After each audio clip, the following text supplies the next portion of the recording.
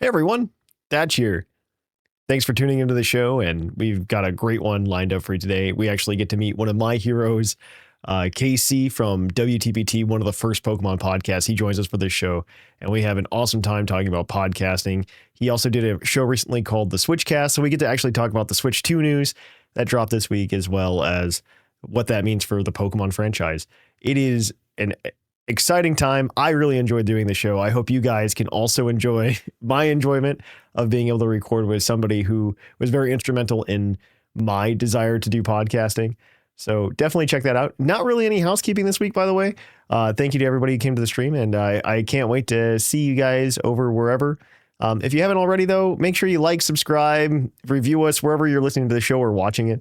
It really helps out, and we really appreciate it.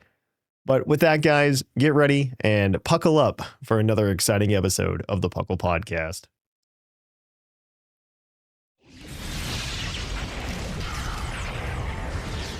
And now, coming to you live from atop the Lavender Town Radio Tower, it's the one, the only, Puckle Podcast.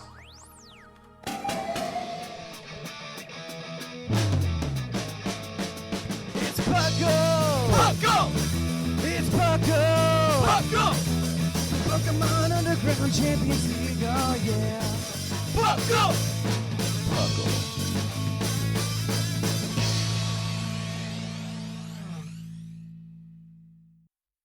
Welcome to another episode of the Puckle Podcast. I am your host, Trainer Thatch, here today with my one of my usual co-hosts. We've got Seth Vilo. Hello, I'm usual. And Lord of the Land. And Lord of the Land. Square foot in Scotland. That's square foot. Yeah.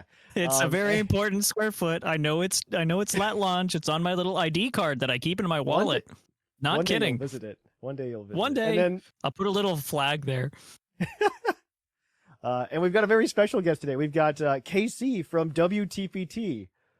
I'm unusual. Before we talk too much about anything else, I have to say my little spiel, which is welcome to the Puckle Podcast. Puckle, of course, standing for the Pokemon Underground Champions League, a nonsensical name we came up with in 2007. Yeah, that's when we made your show, right? In 2007, we talk everything Pokemon, from the trading card game to the video game to everything in between.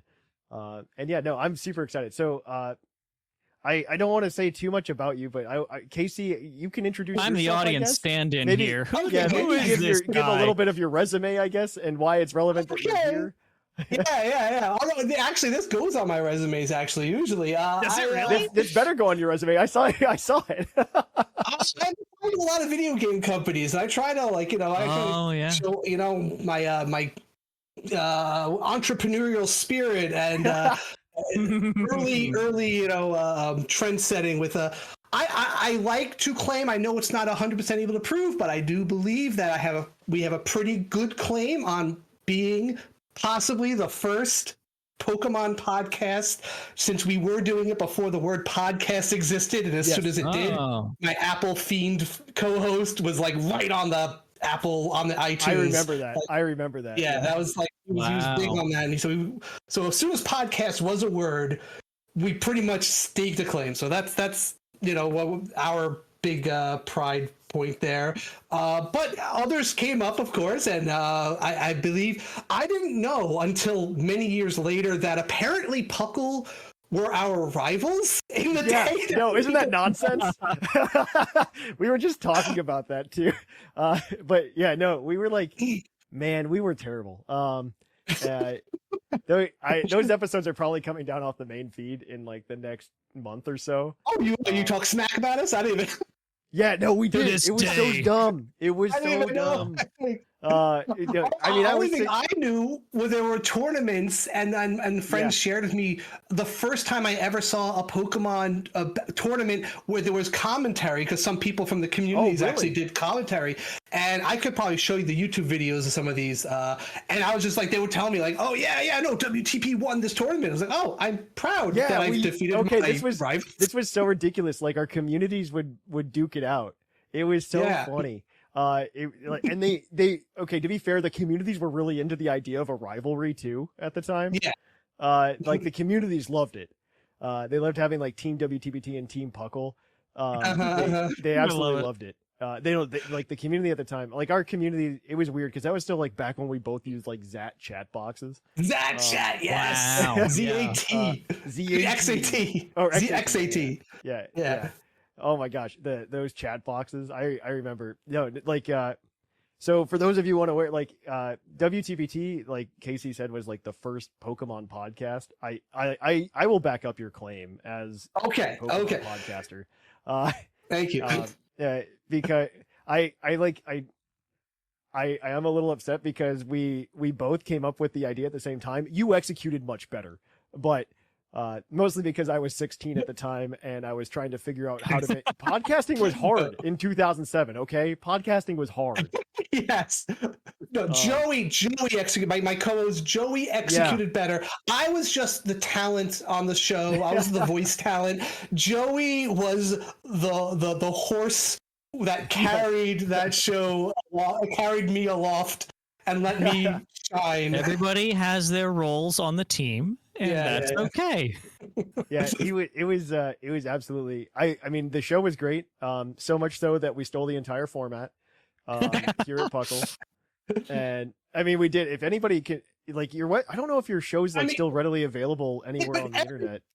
Everyone takes from something. I think I got my whole formatting idea from Geek Nights, which was like one of the first podcasts I was obsessed with for a long time. If you know that, I think they still go. I don't know, but that was like first. I used to podcast obsession.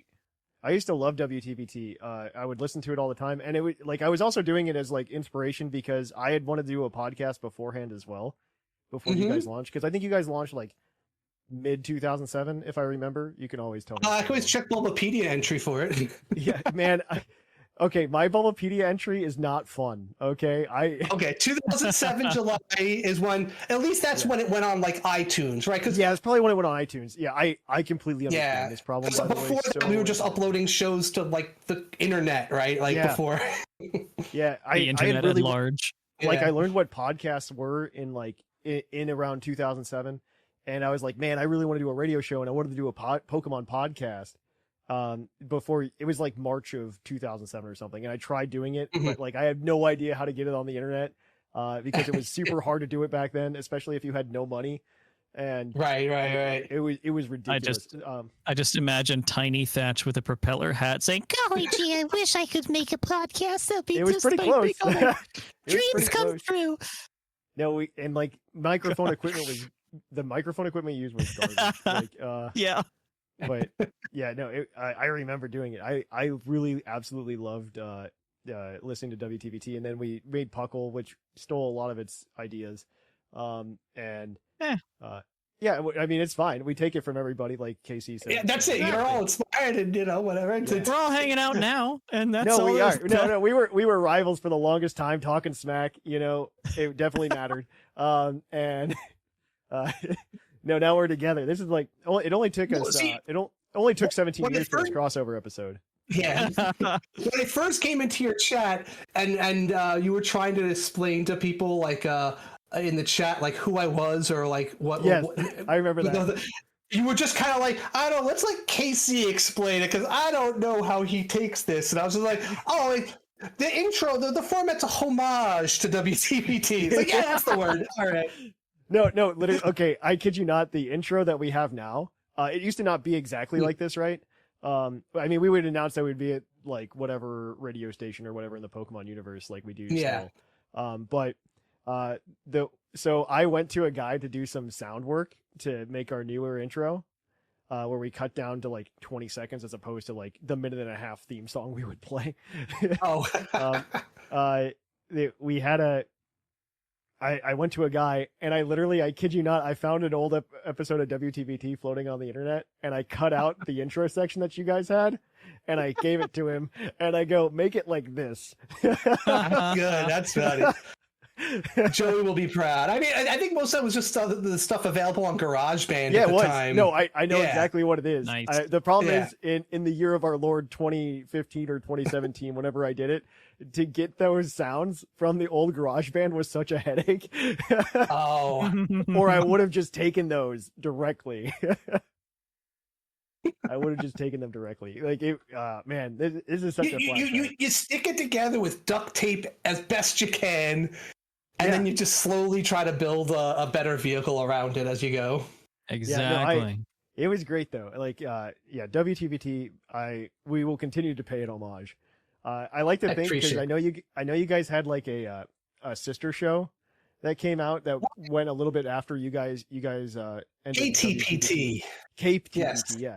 After you guys ended that, I like to think that we're actually the real KTPT. Oh.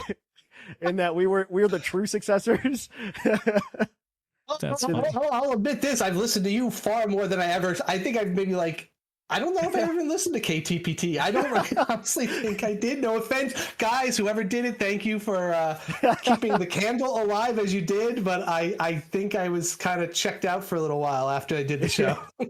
Yeah, I believe that. No, I was super excited when I found out because before you came into our Discord, you actually did you've done a lot of other podcasts outside of KTPT. I did the Radcast audio blast for I did a mygamer.com is a video game site. I worked with them for a while. I did their podcast.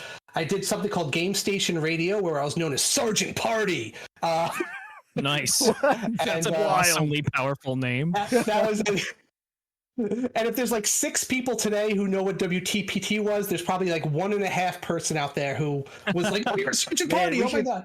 I got to change this name tag to Sergeant Party. I didn't even Love know it. that. I just got hooked on podcasting. I always wanted to do something or another, and it's been very hard adjusting to a post-podcast life. Yeah, I know. Well, I don't think it's a post-podcast. You're just in between podcasts right now, right? So yes, I tried. I actually recorded one episode of a new podcast I was going to see, just to experiment. Can I do podcasting in dad life right now? Yeah. And it was it was going to be a podcast on Pokemon communities. I called it the Union Room. Oh, that's cool. Yeah, it's a good name. I remember this. And I recorded one episode with you were one of the people I'd love to have on there, and I just wanted to communities. I did one episode. I want to apologize to them now because they recorded this with me, but I never posted the episode yet. Ms. Silver and the Wolf Doctor from the Poke Problems podcast. They were my first trial, and they recorded it with me. They were great sports. I never used it, and I feel so bad that I kind of wasted their time. I still have it. I'll probably post it someday, but Yeah, no, and then you did Switchcast for a very long time. Switchcast was that hit that sweet spot because again, kind of like WTPT, so much momentum gets built up just by being first on the scene. That's really one of the biggest reasons TPT blew up at that in those days. And the story I love to tell, I was doing at the time something called the Pocket Players, which was just a portable gaming podcast. Mm-hmm. And we saw the reveal trailer for the Switch. And my co-host, again, JV was there at the time. He was my co-host. We both watched it. Literally at the end of the reveal trailer, we're like, this is what we're podcasting about from now on, right? This is our thing.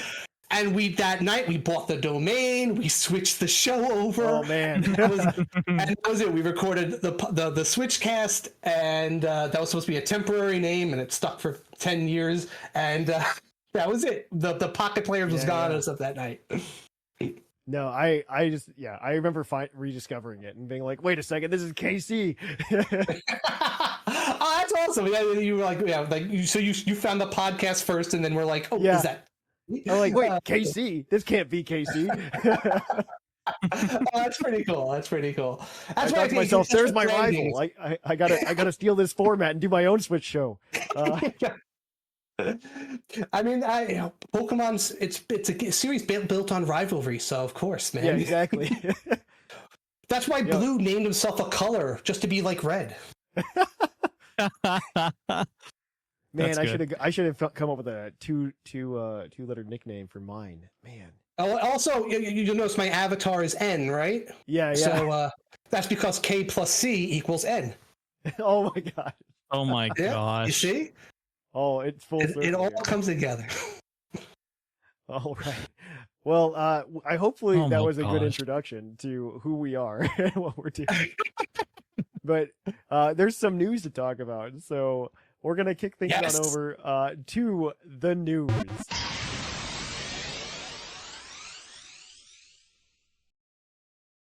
And welcome to the news. There is very little to talk about outside of the topic today, but I wanted to get to some of it. Oh man, I messed up the screen. Oh, hopefully the people on YouTube will forgive me. So the first and foremost, I'm not gonna say first and foremost because I don't know that anybody was excited by this, but Pokemon decided to partner with Google, and you can now catch 150, the first 151 in Google's Pokemon game, or I guess in the mobile. You can only do this in the mobile browser, where you can just go ahead and I guess you just start searching up the names of the original 151 Pokemon, and then it adds Pokemon, and then you have to like add the word Pokemon to the end of your search, and it brings it up, and you can catch it on screen or something. Yeah, it is very interesting. It's like it feels like Sporkle with extra steps. You know, remember when they did the April Fools before Pokemon Go was a thing, and they were like, "Wow, Google did this." Actually, yes, I do remember that. I do too, actually. And it's like, wow, that was really engaging. That whole map searching game. I do remember that. I do remember that. Wow. Now we're reduced to this. Yeah. Now you can type in the Pokemon's name. There's something with like a Pokeball mechanic as well, and you need the Master Ball to be able to catch the legendary Pokemon or something. I don't really understand. It's a game, yeah. It's something, I guess. I don't know. It feels like a really gimmicky thing to do. I mean, I'll probably try it and then say, "Oh, that was cool." I'm not doing all 151 of them, but right. I'll get to 5 and then be like, and that was all I need. Yeah, I got plenty of other time sinks. It just feels like Sporkle with extra steps. That's all I'm saying. It just feels that way. I'm sure they'll make a big deal. It reminds me, like the hype that would be surrounding this reminds me of the hype when this wasn't recent, but a couple years ago they started streaming like the Pokemon anime on Twitch. Oh yeah, channel, and they made a big deal out of it, and you could catch Pokemon in the chat while you were there, and like all these other crazy things. And I remember that very vividly, and I was like, wow, this is really exciting. And I did it for like the first week. I would go watch all 8 episodes and have a good time. And then I was like, wow, this is a lot. I'm not doing this anymore. Yeah. And then it kept going until essentially I think they hit like the Gen 3 anime, which is a very long time, mind you. But wow. it was nuts to see that happen. I do love when things like that happen. The small community things. But we'll move on. Regulation I for Pokemon VGC was announced. It is just GS Cup. For those of you unaware what that means, it means you are allowed 2 legendaries now off the restricted list. Woo! It's gonna be dumb. Yeah. It tells you though, right? The whole which is best when they have the legendaries, or what when they don't allow the. Oh no, it changes. It certainly changes the meta, but it's like I don't know. This is always like the least creative format because it'll boil down to like agreed. These like 3 legendaries are the best 3. I always prefer lower legendary ones. Like the 1 restricted is fine. It still has a lot of variability, but when you get to 2, it just becomes like, okay, there's 5 best teams and it's a rock, paper, scissors on what's happening. I'm hype. What's the word? I'm going like hyperbolic. I don't know. But it's hyperbolic time chambering up in here. But yeah, I like almost no legends more just because that's the Wild West in a sense. Well, I get most of my competitive opinions from watching Wolf Glick all day. So I don't know how representative. Maybe he's trying to portray in the best light. I always got the impression, at least watching him, that it was during the legendary that statistically more different Pokemon get used because certain niche Pokemon now have a use because they counter, like when Spinarak was actually a counter for one of the most That's popular fair. legend, and he never got used before. So it's like, That's fair. yeah, like That is something that can happen. I Okay. think he's a little biased because the time he won the world championship was during one of these formats. Okay, true. Well, he's also won consistently all the time. I would say he's very good right now. he's incredibly good. So he knows what he's talking about. And there are fun things. Like he's brought things to games and won tournaments with them just because he wanted to, and it was fun and it was a thing to do. So no, Wolf Glick is a very good player. I will say that there's probably there's a skill increase as well. In this skill format. issue.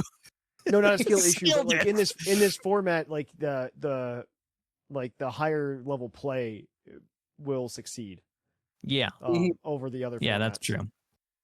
You know, I wanted to buy his hat from his like new collection he has with it has like the sword stance symbol, and whenever I want to buy some geeky piece of paraphernalia that I'm going to wear in public, I have to get the wife's approval, and she was like on board. She's like, okay, yeah, you can pass with that, and then she saw the backside. And it says on the back, it says the world champ difference. And she's like, oh, no, you're not wearing so that's like, God, oh, why did I let her see the back? Close. So close. Gotta keep your ego in check. So close. But yeah, Regulation I starts April 30th, so at 5 p.m. Pacific. So if you're interested in playing in Regulation I and GS Cup, that's when it starts. It's probably when we start doing VGC for Puckle Badge Bonanza too. I'm going to play Regulation I. Ooh, there you go. Oh. Well, I don't want to do it. Speaking of VGC, the 2025 Global Challenge Online, it's Challenge 3 Online is what it's called actually, is taking place. Oh wait, this is the last one. There's another one. I'm reading the one from last time. We're in Challenge 4. My apologies. Oh. Let me see if I can find the link for that real quick. Nope, I can't. But either way, there's another one of these guys this week where you can go ahead and you can battle in the Battle Stadium, and you can get championship points if you do well in VGC. This is still Regulation H, so or Regulation G. My bad. We're in Regulation. These are the ones where you just go and you can just grind random people and you build you can grind. I think you up. get only a certain number of matches a day. Oh, okay. And you can go ahead and battle, and then depending on where your rank is, you can win championship points though, which are a little bit more valuable than they used to be. Just because it doesn't really matter if you have an X number of them unless you're going for that promo card. Seth, are you there yet? Have you hit 200? Have I hit 200 on on like? No, never. I think one season I accidentally had 80. I have never had a whole lot of championship points ever in my career, especially not this year because I've just pulled back really hard from doing all the regionals and everything. I've been doing more of the judging thing, honestly. But yeah, so one buddy of mine won one of our challenges that I was judging, and I was like, congratulations on having more championship points than I've ever had in my life. So one year I accidentally had 80, and I was like, man, I'm actually really close because that was like 2018. Wow. I forget what the cap was for VGC, but it wasn't very high. Mm-hmm. And I was like, man, I could realistically go to Worlds if I try harder. Yeah. I'm like a good portion of the way there. I think it was only like 200 CP to get to Worlds for VGC back then. That sounds right. Yeah, and so I was like, wow, I am like 40% of the way to Worlds. You could do it, buddy. Do it. How much advance notice would you need to like make that trip happen? Back then, probably a lot. Yeah, I was in grad school, so I wasn't really trying too hard. But yeah, I didn't have money either back then because I was a grad student. Right. Yeah. I forget where it was that year too. It was probably in California or Hawaii or something. I don't think it was Hawaii. It was before they went international, though. It was before they went outside the U.S. It might have been like Vancouver, even. Maybe. I don't remember. But final piece of news to cleanse our palates, I guess, we have Pokemon Go. The Spring into Spring event starts April 9th at 10 a.m. Eastern, and it goes until April 14th. You get 2 times Lucky Egg duration, 2 times candy from hatching eggs. Wow, what bonuses. Increased chance to encounter shiny Remoraid and shiny Fletchling, and hatch distance when eggs are placed into incubators during the event. Oh, cool. And that's at least cool. Gossiflower comes out too. So that's something. I don't play often, but when I do, I want there to be some hatch increase rate so I can actually make some progress. They like really push the hatching. They really do that because that's like their gotcha mechanic. Right. And they want you to go buy incubators. I just have so many built up. One. I play so infrequently. I have like just a stockpile of them. So like if I do turn it on, I'm like, oh, it's a weekend. Let's just run around town and kill. You know. Every now and again, Pokemon Go remembers that it can send me push notifications after being silent for months, and it's like every day, hey, you've got an egg, and it's like about ready to hatch. You don't have an egg in an incubator. You should put one in there. That would be great. A couple of years ago, if you hadn't played for 3 months, they sent you a little thing like, if you come back, we'll give you an incubator. Please come. We'll give you something, please. Oh, I don't need push notifications. I have friends that randomly are like, hey, I sent you a gift 2 months ago and it's clogging up my outbox. Can you like just claim it? And I have a Pokemon Go group chat that I'm in with a bunch of my friends. Hi, Ryan. And they listen to the show too. Hi, Mark. And they go ahead and they let me know that, because we'll do this segment and I'll pretty much just be like, yeah, Pokemon Go is in the gutter, you know, they're just not really trying anymore. And then they get really mad. Joey did a Pokemon Go podcast for a little while. I know this actually. I actually know this. Yeah. Yeah, it was a level 5 radio, and he was trying to focus on the local, like the New York Go scene. So he had like weather reports and like what days would be good to go out in certain places. I was like, that's pretty cool. Fun. Yeah, that's a cool. It's like New York is a big enough population that can maybe even support that. Yeah, yeah, that's a really cool concept. I do remember him doing it, and I didn't listen to it much, because there were like that. He did that right when like Pokemon Go was big. Yeah. And there were so many Pokemon Go shows that popped up. Oh my gosh. And it was a golden age for us because all of us, like me, Joey, and a whole bunch of, we all worked within like 2 blocks of the Flatiron building in the city. So we could just all take our lunch breaks and raid 5 days a week. That's so cool. That was like the golden age of it. I was like, that's why I'll never kick the nostalgia of what it could be at its peak. No, Pokemon Go at its peak was very, very fun. I miss the I miss the footprints. I still think about those. Oh yeah, it's hunting around, trying to find anything. Yeah, I know. There's well, I shouldn't say this on the show, but that is the news. With that, guys, we are going to kick it on over to Puckle's Pokequiz, where we're going to quiz your co-hosts on their insane Pokemon knowledge. Here we go. What?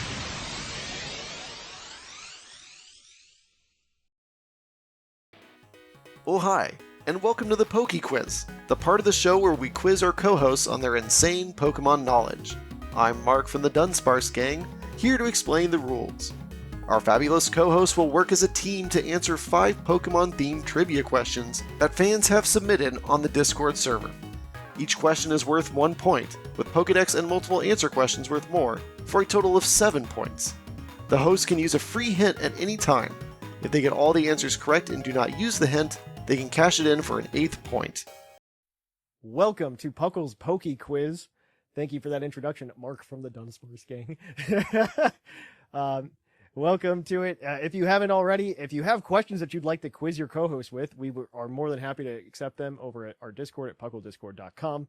Please bring them because, as you will see today, we are definitely running thin. You can usually tell because the questions will get too easy or too hard.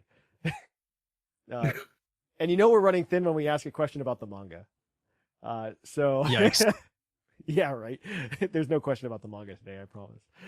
Oh, thank goodness. Phew. You know, I know- the I only know manga you were- experience I have lately is luckily my kid likes to pick it up and scroll through the pages, and I can pretend I'm being a good dad by reading to my kid, but I'm really reading. All right. So your first question, as always, is our general trivia question. So you just answer it, right? We're going to go ahead and we're going to jump into this first one. It is from G. McP. And the question is, what is the only evolutionary line that can be obtained without a trade, transfer, or event in every core series Pokemon game?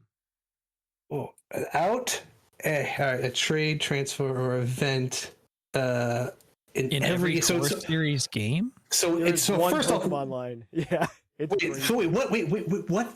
So just narrowing down one Pokemon line that's in every single game. Yeah. Yeah. That's got to narrow it down a lot. I mean, like what was The in Gen 1 Black and White? Pokemon. Right, but if it's in every mainline game, right? So when they switched over to Black and White, right? That's when they. Right. So it has to be something that was still In that post game area of Black and White. Oh, right, because that had the original. Right. Yeah, it had a handful of them. I think there was one that didn't have Pikachu, though, so I don't think it's that one. Right. Pikachu, actually. Yeah. I'll give you that for free. Pikachu is not Yeah. available in Black and White. Isn't that nuts? That's Yeah. nuts. There's That definitely- shows you Pikachu. that shows you how seriously they took. Like, all right, no, we're trying to start something new. Except for this That one is, Pokemon yeah. that we're about to point out, though. Okay. Now was a Dragonite line. So there's only so many lines that would be on Right. there. I don't think they were in there. Was Has there ever been a game without the Gengar line? well, that's trade, right? You have to have a trade. Oh, yep. Okay, yeah. That Right. rules that out. Cool. Right. So, well, we got Executor. That I don't think that was in there. What about Gyarados? No, they have the Feebas then, so they didn't have. Do they have Magikarp in that game? I feel like I watched a video about people trying to get a shiny level 100 Magikarp in that one area, even though there's Feebas. I don't know. Maybe I'm thinking of the wrong generation. You might be thinking the wrong generation, because I know there's a spot in, I think, Platinum that can do that. Not that I can recall in Gen 3. Yeah. But I mean, Gen 3 also had, I mean, like, every core series game? Is that what you said? Yeah, every core series game. Okay. So basically, yeah. Pokemon Coloseum and XD don't count. Okay. Right. Yeah, right, that's right, not right. core series. There's only so many main lines. There's like the Diglett line. I don't think Diglett was in there. We don't have the Nidoran female males. We don't have Caterpies in that one. They had their own thing. Right. You guys were very They had the close. regional You guys bug. almost said it. So I feel like it is the Magikarp Gyarados, honestly, because that's kind of a whole gimmick. And yeah, there's Feebas there, but I feel like Gyarados is also catchable in Hoenn. I want to say I watched Pokemon or one of those that YouTuber who has her own little cartoon icon try to get in their Safari Zone. I want to say in there she did a whole video about trying to get a level 100 Magikarp shiny in their version of the Safari Zone. I could be wrong about this, but something in my gut tells me I watched her do a video of that. I'm good with it if you are. So we want to lock it in? I'll go with it. Let's say it's a Magikarp Gyarados line, 100%. Lock in. it is 100% the Magikarp and Gyarados line. Yeah. It is Yeah. available in every game. Wildly. I only know that because it was that the woman, the girl who does the YouTube videos. She has the really cute avatar. She has the British accent. I know who you're talking about. Yeah. Evie, Evie. Yeah. Yeah. We gotta get her on the show now. Okay. Her video because she's a crazy I like her shiny video. hunter. I like And she her had to video, do a yeah. craziest challenge. She wanted to catch because you can catch technically any level Yeah. Pokemon in the water there. She wanted to catch a perfect Wow. Magikarp or it was a shiny. I think it was a perfect level 100 Magikarp. Nice. All right. Well, you got another question. You're 1 for 1. This is another general question. This is from the real EV over on the Discord. We're gonna keep talking about Gyarados, by the way. In the anime, the Pokemon anime, Not Horizons, the original one with Ash. The original, the real one. The real anime, okay? Nobody knows what Horizons is. Kids these days don't know anime. We're going to pretend that all of these questions are from 2007, okay? In the anime, what trainer caught the iconic red Gyarados? Oh, isn't that Lance? In the anime? In the anime. Ooh. In the anime, yeah. All right. I can just give you that for free, Seth. You know? Yeah, I'm pretty sure it was Lance. Like my brain started freaking out because it's like, no, it's too easy. It has to be that's the manga, not the anime. No, it was both, I think, actually. Oh, No, I don't know if he caught it in the manga. I don't know if he caught it in the manga, actually. I thought he did. I don't know. No, he was a bad guy in the manga.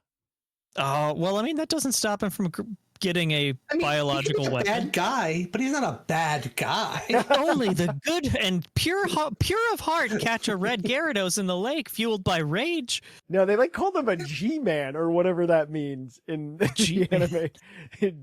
I'm Lance, the G-Man. And obviously, he caught the red Gyarados. Yeah. He comes back in a later episode in some seasons, and he has it, and it's a really cool callback. I love when the Pokemon anime was consistent like that. Yeah, callbacks to old characters. I remember there was one character, was it PJ or I think it was PJ who had the sand shrew that he trained to be immune to water. Oh yeah. For some reason, I was like, that guy's got to come back. He seems so cool, and there was just something about him. The original anime was so bad about it because Ash would meet a new person every time. He'd be like, "I can't wait to see you again." Yeah, and then we never see that person ever again. I think maybe we got Duplica again or something. I feel like she's we like did. the only. We did get Duplica twice. We do have that item permanently in the video games. It's just the macho brace. Let's be real for a second. That's right. All right. Well, your next question is your Pokedex entry, as always. Right. The way this works is a little bit different than it usually is, because I'm doing video now. So you're gonna get a Pokedex entry. You can name a Pokemon. I'm gonna give you a second Pokedex entry, and you can choose to change your answer or keep it. If you keep it and you're right, 2 points. If you change it and you're right, 1 point. Here we go then. Cool. Our first question, or not our first question, but our first entry, and these entries are all from the very aptly named I want to call him Rip McSteakface, but his name is just Rip Steakface. So if you could change that, Rip Steakface, so I'm happier. This entry is from Pokemon Shield. Its rough and aggressive behavior is its most noticeable trait, but the way it helps out small Pokemon shows that it has a kind side as well. Oh. So it's rough exterior, but it has a kind. And you said there's Pokemon Shield. All right, so somebody with instantly you're thinking of rock type, whatever. Are they playing like that, or are they just saying he's a rough exterior, he's a tough guy, right? He's got a cool look to him or something like that. My first thought, and I don't think I'm correct here, but it's not leaving my brain, is Aggron. Because I know that it's a mirror to Tyranitar and an alternate to Tyranitar. Tyranitar being destructive and Aggron being I grow environmental pastures in mountains or whatever, and I look like a monster. So yeah. That's my first thought. I don't remember if it's in that game. Let alone if it's correct, but so do you want to go for the direction of their rough exterior is literal, or it's more of a persona? I think it's I think it's going to be literal. Literal, they are like a rock rough kind of, something like that. All right. We could do one. We get effectively 2 guesses here, right? One before the second entry, and pretty much, yeah. All right, so we could do one of each. We could do one rough. Hold on to Aggron. Yeah, absolutely. Okay. Okay. Oh, I forgot to change the name, but this is also for Rip Steakface or Rip Steakface. Rip Steakface. I really want to call him Rip McSteakface. I'm so sorry. Our brains are so millennial code rotted. Yeah, I know. I'm just man. I think I'm Steaky McSteakface. I'm thinking over here Bodie McBoatface. Bodie McBoaters. Yeah. This is from Pokemon Sun. the second entry. Same Pokemon. This Okay. Pokemon has a violent, selfish disposition. If it's not in the mood to listen, it will ignore its trainer's orders with complete nonchalance. Oh. Okay. So it's probably not literal rough. I'm thinking tough exterior, but it was also in sun. Yeah. Okay, who's got like tough? Who are the starters in that one in sun? That was the that was the one with the seal that everyone hated. It Except wouldn't me. be the starter because it also had shield. It was also in no. Wait, Some of the starters I'm confusing. had Yeah. entries in Shield, yeah. I know. I'm confusing the order in my head. I'm just trying to like put myself in the been a long mindset day. of sun, and then go on to there. Who were some of the bad boys? I'm not gonna listen. Continue that starter train. Okay. Wait, who were the starters? There was the seal. There was Litten. Is this just Charizard? Is this an anime reference No. to Charizard? Consider thinking about those Pokemon Sun starters. Okay. What do they evolve into? Alola. There was that chestnut. No, not that chestnut. The other one. Oh, who was the grass starter? in that one? Alola had because Sun. Yes, Just so I I'm good. can- Alola was the owl, Incineroar, and this. All right, if we're gonna go with one of those Primarina. stars, which one's got like the the most tough guy attitude? I mean, of those three, it's got to be the fire. It's got to be Cineroar. It's got to right? be Incineroar. Like Of that those has more three. of a rough and tough kind of thing. Was he in Sword and Shield? I mean, he was in like everything ever since then, right? Once he Pretty got the buff, much. wasn't he like in everything? Yeah, that's part of what Wolfglick complains about, actually. Yeah, that's right. So he's in everything. He's there. He's got the. Okay, because my first instinct actually was going to be the black and white Zigzagoon, but I was like, oh no, but he doesn't seem like a nice guy. He just seems like he's a tough guy without the soft inside, right? I was like, no, it can't be that yeah. one. But he kind of fits that bill. I don't know if I see the soft side to him, but I mean, he's got the tough exterior. That maybe he's Yeah. tsundere, and he never showed me his soft side. Exactly. So I'm gonna go with tsundere. Uwu Incineroar is our answer. Incineroar. Incineroar is correct. No way! Yeah. You guys No get 1 point way. for that. How the heck did I actually get something right here? All right, your next question is your multiple answer question. So in this question, I took this question because the one we're running low on good multi-answer questions. And Discord, puclpodcast.com, trivia submission server, our channel on that Discord server. Please go do it. We use your multiple answer questions.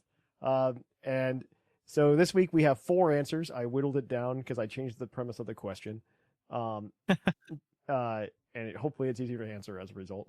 Because originally the question had something like 12 or 13 answers. Oh, yikes. Yeah, so there are 4 answers here. Because it's a very special episode with KC here, I will give you 1 point for each correct answer. Ooh. So Seth, you have a chance, I think, for a legendary 9-point episode. Don't Ooh. squander it. Don't squander it, Seth. Okay. All right. So our question is going to come to you from Deacon Cheese. What type combinations are shared only between one mythical Pokemon and at least one member of another Pokemon family? So this just means there is one Pokemon or one Pokemon line that shares a type combination with a mythical Pokemon. I will remind you, it is mythical and not legendary. Not legendary. And you get 3 strikes and you're out, so you do have to lock in your answers. The answer is Manaphy like 4 times. Type combination. I will Water and water. water and water. Water and no melted name. ice. I just need the type combos. I don't need the Pokemon. Okay. But All right. So I'm trying to think of like unusual type combo mythicals. Was that fire or water guy mythical? The one with the big acceleration thing on its back? Volcanion? Volcanion. Is that legendary or is that mythical? That would be a mythical. Okay. So, now, are there any other lines? Because I just remember that being a rare combination. It is a rare one. It's a water fire type. I can't Right. think of any others off the top of my head that are that same type combo. Okay, so maybe that's a dead end. Ghost normal. No, we have a regular line. We don't have any like mythicals that were ghost normal. Not ghost normal, no. Just trying to think of unusual ones. So I'm trying to think through the mythicals. Yeah. I'm trying to think if Celebi Yeah. shares, apart from the Executor line, if there's any other grass psychic. Yeah, that's a good that's a good one, because I would be willing to put that down as one, because that's a pretty tight combo. That's a pretty, I think they're pretty iconic. Mm-hmm. So yeah, I can't think of any others, so that'll be guess one. You're locking in Grass Psychic? yeah. Grass Psychic is unfortunately incorrect, and I hate to do this to you, Seth, because the second one that's not Executor is one that you're going to forget. Alolan Executor. Because it's Iron Leaves. It's Iron Leaves. Oh, sugar. Yep. Isn't that ridiculous? I'm so sorry that's the reason you missed it. Hey, now, I will argue that Iron Leaves is a mythical. I will not allow it. But no, Iron Leaves, it's an event-only Pokemon. What are you talking about? That doesn't mean anything. It's an event-only legendary. Like Gigantamax Snorlax is actually a mythical? Okay. No, it's an event-only legendary. That's what a mythical is. Okay, fighting Steel, or no, Dragon Steel, or I'm trying to think of like Komodo. Oh, he's Steel normal or something. Komodo is dragon fighting. Dragon fight. I knew some weird. All right, so I'm trying to think. Mm-hmm. I just feel like he's a rare. I remember him being fairly rare combo. Are there any other mythical dragon fighting? No. I don't think there's. I think the more efficient way is to go through the mythicals. Yeah, I guess. I'm just trying to. Yeah. For sure. Okay. So starting, obviously not Mew, because there's a billion just pure psychics. We've ruled out Celebi now, so that rules out all the mythicals from Gen 1 and 2. Gen 1 and 2, yeah. They didn't have many then. Gen 3 had a couple extra. Yeah. It had Jirachi, but there are several? Several's technically 3 or more. Several is more than one, right? Yes. I've always heard multiple as two, or a couple as 2, and several is 3 or more. So I guess not. We're just several. talking about mnemonics in the English language. Exactly. Okay, but Jirachi is Psychic Steel, and there's a couple of those, unfortunately. Yeah. Meloetta. See, Psychic Normal. Is there any other Psychic? Psychic Normal? Ooh. Just trying to. No. Probably. Or it could still be Meloetta. Oh, the other form? No, that's normal fighting, not psychic fighting. It loses the psychic. Yeah. There is a normal fighting, though. There is a normal fighting. It's the bear that loves hugging. Oh. Or hates hugging. Or loves hugging. Beware. Yeah. Yeah, Pirouette form Meloetta, I guess, is one. Okay, I'm going to give it to you. It's not on my list of 4, but I'm going to give it to you as one of 4. Only because the thing that rules it out, you're not going to think about when you're thinking through the mythicals. Mega Lopunny exists, but Mega Lopunny exists, but I'll give it to you. Okay. Not for another couple months, Seth. Not for another couple months. It's coming exactly. back. It's coming back. I'll give it to you. There's still 4 on the board, but I only need 3. I'm gonna pull an Aladdin reference here and say I technically didn't lock that answer in. Oh, okay. I mean, I'll give it to you. You get 1 point. You can have a point for that. Yeah. I'll give it to you. Heck yeah. Is Genesect a mythical or a legendary? It is. It is a. Oh, it is mythical. Okay, I know he's okay. Yeah. Think of mythicals as the legendaries that you had to get through some kind of weird event.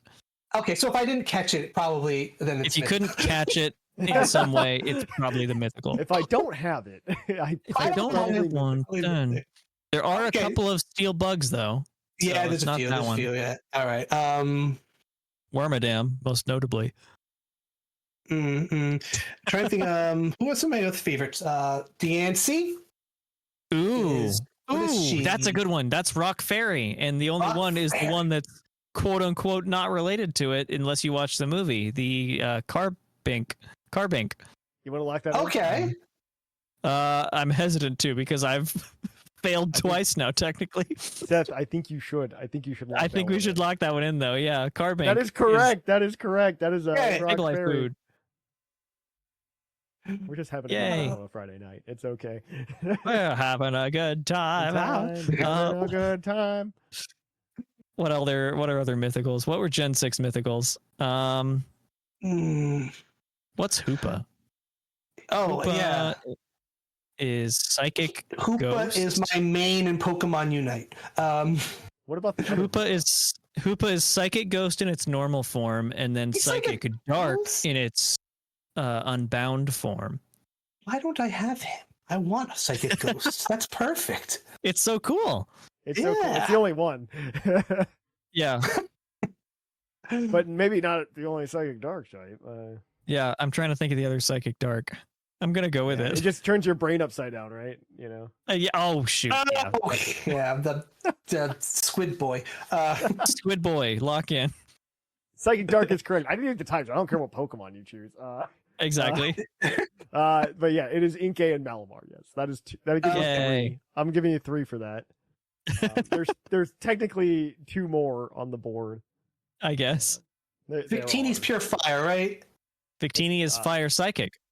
Oh, he's fire psychic. Okay, I'm just thinking of my favorite. He's the only mythic that I used in a playthrough because you get him pretty early, and it was the New York, the New York mythical, and I was like, oh, he's so cool, and he's from the Statue of Liberty. Plus, I had the nuclear move, which is really cool. Yeah, he kind of ruined the game because he was too good for it, but it was like, whatever. He's so cute. I love him.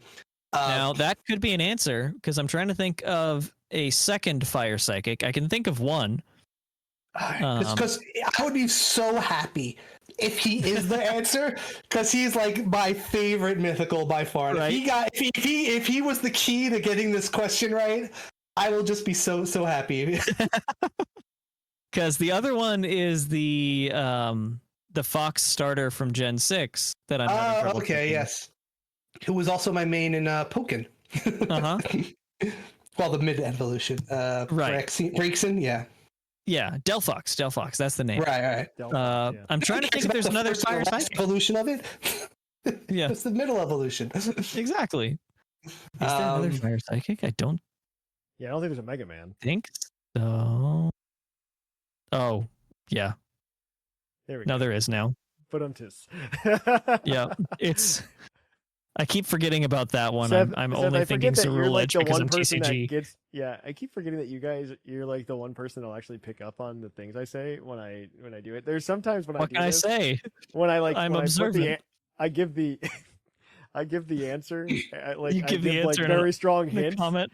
And people just don't pick up on it. I'm the only one who pays attention. 4 or 5 different ways. I do the same thing though, like all the time in general conversation.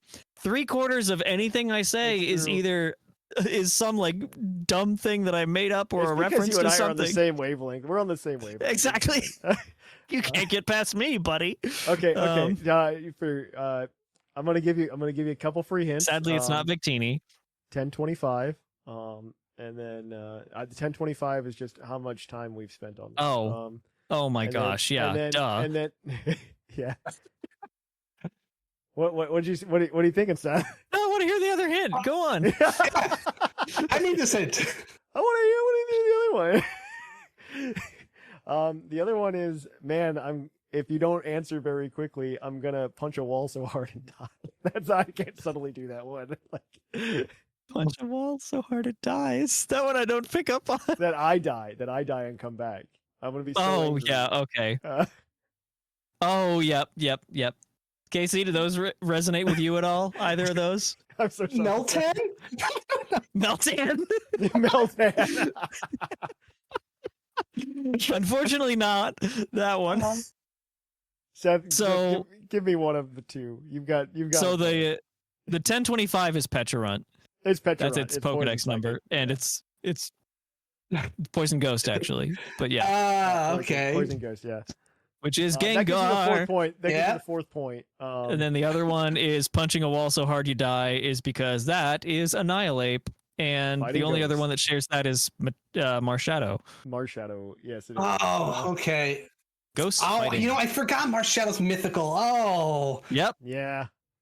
he Event only. doesn't exude mythical energy. Yeah. Well, you guys get Really 4 doesn't. points for that, so that's I don't know. All right. 7 out of 5 for 4. Yeah, that's fine. Base stat question, Seth. Oh and boy, Casey. Seth.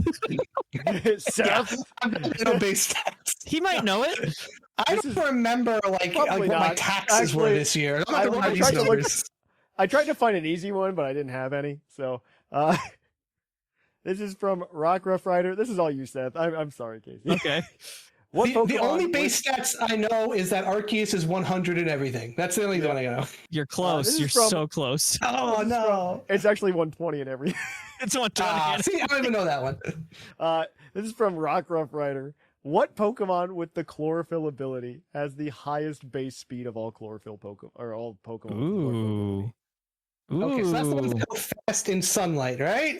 Yeah. Correct. Yeah, that's There's the gonna one. be- The one of ability your double friends is speed going in to be sun. very upset if you don't get this. Does Venusaur have that one? Oh no. Venusaur does have it, but Venusaur is a slow boy. I think it's like Yeah. He's actually base pretty 70 or 80. fast. No, he's fat. I think it's 80. I think he's base 80. Yeah, Venusaur. it's Kanto, so it's not like bad. Yeah, Venusaur's one of base my stats are actually. I mean, Venusaur is the best starter competitively. IMO. It took 2 megas to make Charizard good. Yeah, that's true. Mega Let Venusaur me was see. always good. Running through chlorophyll stuff. There's I'm really mad here, Seth. I know. I'm Very particular. trying. I'm very particular. I'm trying to think through the chlorophyll guys. Venusaur's There's base 80. yeah, Venusaur Space 80. Cool. Does not make it on this list. Oh my gosh, what even are they? Like I know Sunflora because it's so silly in PTU. It goes stupid in PTU. The pepper gets chlorophyll, I think. And Man, there's just like a lot of like cotton stuff floating around your place. I know, now, I Seth, figured over it. that I was season. trying to remember if that was one of the abilities, honestly. So, Is that what Jumpluff then? very close, very close. Jump What's is a another very one? good answer, but What's another fluffy guy? Possibly the fluffiest. the fluffiest of them all. The one that always is using Tailwind in battles. Yes, yes, that one. You're on it. There's the So close. the Whimsicott. There Yes. you go. Yeah, Whimsicott is correct. That is the correct answer. See, I told you knew it. Yeah. Whimsicott has a base speed of 116. Jumpluff is actually number 2, with Yeah, I a base was- speed of 110. Followed by Hisuian Lilligant at 105, and then Leafeon and Sawsbuck are tied at 95. But yeah, that is your Pokequiz today. You guys got 9 points. I don't know what we're gonna do with Casey's points. Maybe we'll have it back on the show. Can I cash them in for toys at the front desk? Can I just like Yes, like absolutely. those little plastic we'll get spider your- rings or something? Your Or cheater mode activate. For cheater those mode of, activate. for those of you at home, what we're doing here is the top 4 point placer people with points at the end of November get to go into our December Tournament of Champions. And it releases the week of Christmas because we're off on Christmas. So here have an episode that we recorded beforehand. Where we make the top 4 fight off against each other for a $25 gift card to, I don't know. What do you feel like getting a $25 gift card to, Seth? I Hot don't know. Topic. And Hot topic. Hot Topic. Malls still exist, right? Like, I know there's And one so- near me because they were in the news recently for not paying their electric bill. So So yeah, currently the standings are Seth Vilo in first place with 38 points. The extra point I gave you today did not change that. In second place, we have R Sigma with 34. In third place, we've got Jushiro with 31. Sublime is in fourth on 30. With 30. In fifth, we've got Cloud9 with 28. In sixth, we've got Shark with 25. In seventh, Whimsicott with 21. In eighth, Linian with 16. And in ninth, we've got Bo with 11. Yeah. So right now, Seth, you're pretty far in the lead. Like you're not getting knocked out for a little bit. Yippee! We're gonna Ooh, take a 12 plates vacation. for my 9 points. I'm just going to put them in a Heck jar yeah. and keep them. Just gonna keep them. Thanks for being here. Yeah, thanks for Just- playing, Casey. I want to see a picture of a jar with just the number 9 in it. I'm doing it. I'm doing it. I will share For that the with you. meme. For Yes. the meme. All right. Well, with that, guys, if you want more Pokequiz, check us out next week at PuCL. We'll definitely have more for you. Until then, we are going to kick it on over then to our topic.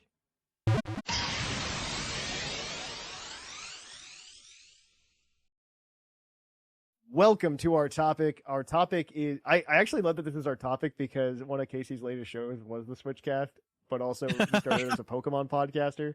So it's like it's full circle for him as well. Yeah, no, everything comes together. The nexus Yeah. of the universe here. It's all full circle now. And so what we have is we have Pokemon, or not Pokemon, but there was a lot of Pokemon news, surprisingly. It was a lot of stuff that people have been asking for, and I'm very excited. So the biggest thing for me, and I want to talk on it because I have more thoughts on it than I should, was the fact that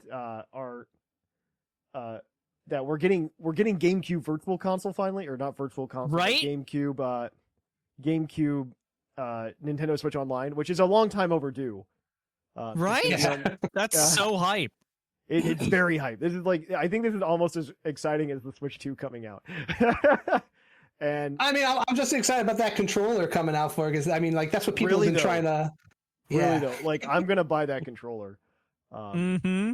But yeah, so some of the games that they announced, which is actually really, really cool, is they announced Pokemon Coloseum and Pokemon XD Gale of Darkness. And Really cool. which is something that people have been asking for a very long time. But the only thing I don't know, because I'm a little sad about it, is whether or not Pokemon XD Gale of Darkness and Pokemon Coloseum they'll be able to connect to Pokemon Home or something. I would Oh. love that. I'm gonna bet probably not home, but I they wish they probably would. will have. Yeah, I know. Yeah, I yeah. think they will, honestly. Yeah. You think they will? I think they will. Like, there's precedent for it, at least a little bit, because the 3DS Yeah. one's, connected to it. And now that they've, removed the way that you could potentially do that before, this is a way to do that. But now. doesn't that have a few Pokemon that like had some very specific and unique abilities that probably wouldn't like mesh well with? Yes, other but things? the way that home is programmed now, they get around Yeah, I that was a gonna say lot. Okay. Yeah. All right, Yeah, fair like- enough. Yeah, the big, it wasn't really the abilities that were the problem. It was that they could get random moves. Like Yeah, Dragonite yeah. learning Heal Bell randomly. Yeah, Dragonite learning Heal Bell. The one that was most impactful ever in the Pokemon games, I believe, I believe that's how you got self-destruct Snorlax, which doesn't really Oh, matter as much yeah. anymore.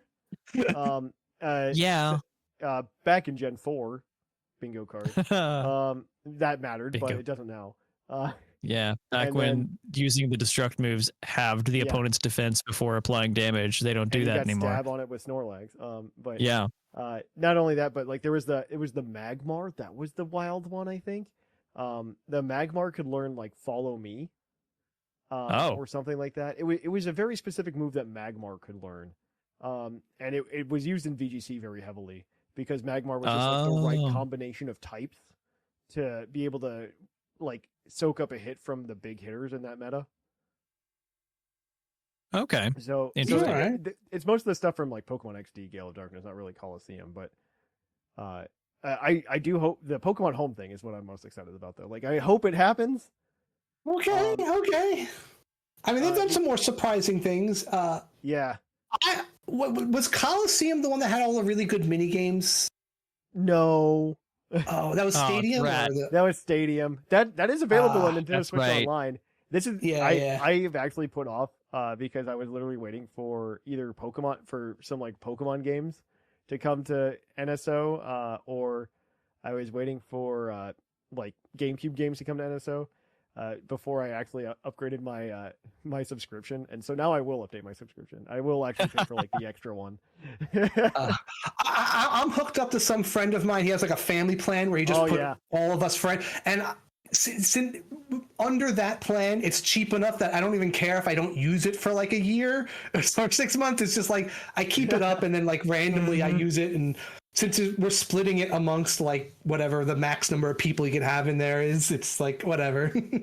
Exactly. No, it's super cool.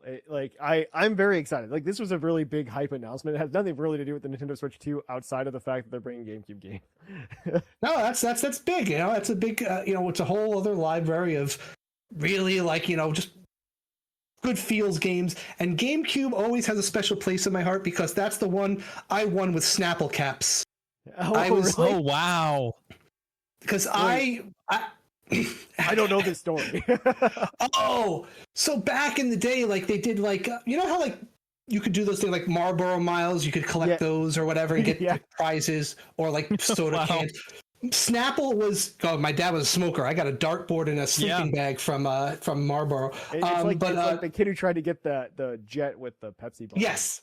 So at the time, Snapple was doing a similar thing with their caps. I was a sanitation engineer, private garbage company, and every Wednesday I walked a recycling route, and I picked up hundreds and hundreds and hundreds of Snapple caps. That's amazing. But what put me over the edge to actually say, wait, I can actually get the GameCube from this was the great blackout of whatever, 95, something like that. I don't remember what it was. Big blackout. And all my friends in Manhattan had to walk across the Brooklyn Bridge to come back to Brooklyn. And people were just, mass exiting the city. And my friends all knew, everyone's leaving their bottles on the floor. Casey's collecting these. And all my friends collected from that day alone probably 1,000 Snapple caps and garbage bags because they knew I was collecting them and people were just discarding them everywhere. That's how I got my GameCube, and it's more of a collectible to me than anything. What a wild story. Oh my god. Snapple Cap GameCube. Here we go. That's crazy. Snapple Cap GameCube. It's one of my prized possessions because I worked so hard for it. That's awesome. That's so cool.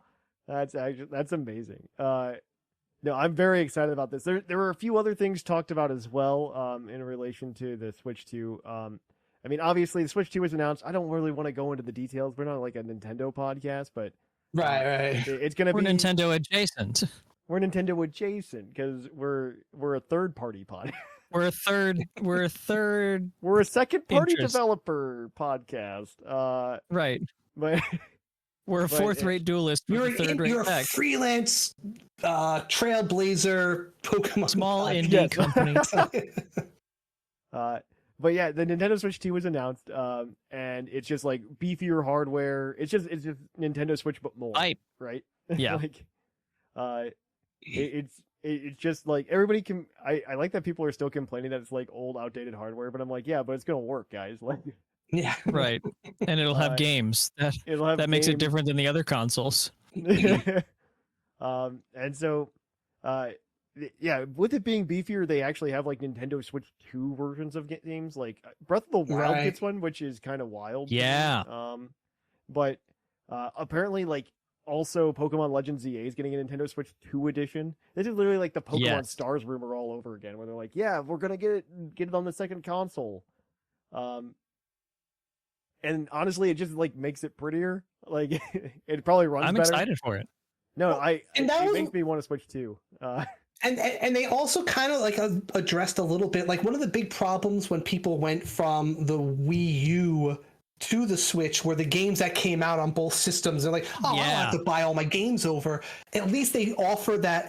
They had that like upgrade pack basically where you don't pay for the full game. You could pay to upgrade your game to the new system, which might make it more palatable. I like that perspective a lot better than what I've seen online because a lot of people have complained that like they won't be able to play their games on the Switch 2 if they own a Switch 1. They're getting charged to play them on the Switch 2. But no, you're getting the updated experience, right? Yeah. And you're paying the $30-ish or whatever it is for that. And I feel like that's a very good perspective because you, myself, and like 3 other people owned a Wii U, and and like we went through this already. Yeah. Yeah. Like I bought Mario Kart 8 again. I bought that twice. I bought Splatoon, which was essentially the same game again. And yeah, I feel that. I feel that. The only game that I ever go, man, I really want to boot up my Wii U. That's like a Wii U exclusive that I think about nowadays is Zombie U. Oh And, wow. like man, I kind of want to play that just a little bit. The only things that would make me get the Switch 2 right now, not that I have anything against it, it's just like, you know, the level at which I play, I can afford now since I'm not doing a podcast. I don't have to be a day one purchaser. Yeah. I can hold out for what I always want is the special edition one that has like the new legendary from the next Pokemon series emblazoned on it, right? I could either wait for that or in the off chance a new Pokken gets announced for Switch 2. I know. Those are my only 2 criteria where I'll buy into Switch 2 when either of those things happen. What a pipe. I really wish there was going to be a Zygarde themed Switch. Yeah. I would lose my mind. That makes sense because you can even make the Z in the. Did they not? I think they just announced a new Switch. I have to look it up real quick. I saw it. I don't know if it was a meme. They announced a new like Switch 1, which I think is wild for them to have done. I think it did happen though. It does. Wow. This is real. Yeah. I didn't believe this was real. Oh wait, a no, new maybe Switch 1. I think so. This has to be real, right? Or is this just like? I'm gonna look. Okay, never mind. It's a joke. It's a joke. It's a joke. It's Okay. April Fool's. It's a lie. It's a lie. Don't believe It me. was April Fool's. Wait, this is from 6 years ago, and I saw it today. Don't. Good thing I didn't pull it up on screen. But, I thought it was like a Halo edition. I was like, "There's no way this is going." If I heard "Never Gonna Give You Up" coming through the audio, I would have lost my mind.